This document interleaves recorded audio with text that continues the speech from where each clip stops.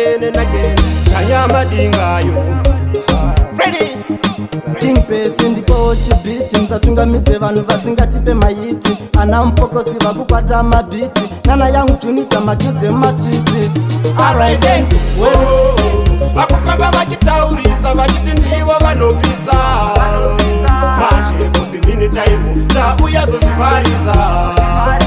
Vakufamba vachitaurisa vachiti ndivo vanopisa manje for the meantime tauya zozvivarisa. Vakatenza hatisi kuzomira matenza ndiana Shakira timbire doro kunge blast na pafeya moja wekwasauro tiri kukuziva. Vakufamba vachinyepa apa vakachepa ngoma dzavo 2 minutes dzinenge dzafepa moto wemapepa avafeva gepa kana tiripo isusu ndisu tovareka.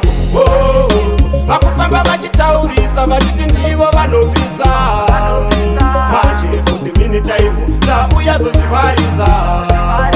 Vakufamba vachitaurisa vachiti ndivo vanopisa manje for the meantime tauya zozvivarisa. Zviri zvevakwekwe taita vasekwe taita vabukwe nemafanzi vatukwe pesipiti ndipe toda ndivatipe ngetorangomirira kusisusu tipinde. Panombera hondo panozongosara peace hatungamirwe nemadofo taramba nekisi RIP mukomatola vibes vamaka pamaki vakazorasa makisi.